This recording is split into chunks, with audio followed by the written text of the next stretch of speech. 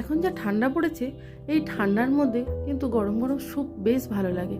তার জন্যই একটু মিহি করে বিনস কেটে নিলাম, কিছুটা গাজর আর বাঁধাকপি চপারের সাহায্যে চপ করে নিয়েছিলাম, আর কিছুটা সুইট কর্ন নিলাম, আর কিছুটা মাশরুম একদম মিহি করে কেটে নেব। বিনসটা কিন্তু চপারে দিলে একদম ভালো লাগবে না, কারণ বীজগুলো একদম ওপরে ভেসে উঠবে, একদম বাজে দেখতে লাগবে। আর কিছুটা আদা আর কাঁচা লঙ্কা একটু মিহি করে কেটে নিয়েছিলাম। স্যুপের মধ্যে মাশরুম দিলে খুব টেস্ট হয়। আর আমার এই ভিডিওগুলি যদি ভালো লাগে তাহলে কিন্তু অবশ্যই একটা লাইক করে দেবেন। এইবার কড়াইয়ের মধ্যে কিছুটা রিফাইন তেল দিয়ে দিলাম, আর দিয়ে দিলাম বেশ কিছুটা বাটার।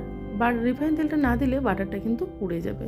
তারপর তার মধ্যে চপড করা আদাটা দিয়ে দিলাম, কাঁচা লঙ্কাটা দিয়ে একটু নাড়াচাড়া করে সমস্ত সবজিগুলো দিয়ে দেবো।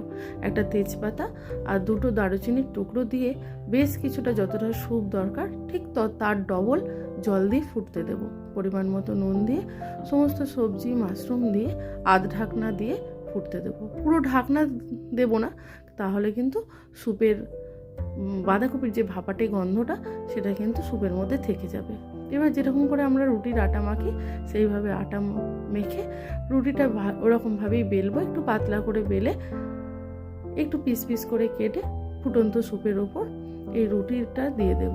একটু যখন এটা সেদ্ধ হয়ে যাবে তখন কিন্তু এটা খেতে বেশ ভালো লাগবে। এবার খুব মিহি করে কেটে রাখা ধনেপাতা দিয়েও ফুটতে দিলাম। যেহেতু আর এই গোটা মশলাগুলোর আর কোনো দরকার নেই, সেইগুলো তুলে এবার ফেলে দিলাম। খুব নাড়াচাড়া হয়ে গেলে একটু দিয়ে দেবো কর্নস্টার্চ আর কিছুটা গোলমরিচ গুঁড়ো।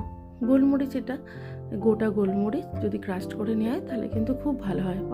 অল্প করে কর্নস্টার্চ দিয়ে একটু স্যুপটা তাহলে ঘন হয়ে যাবে। এতক্ষণ ধরে ভিডিওটা দেখার জন্য অসংখ্য ধন্যবাদ।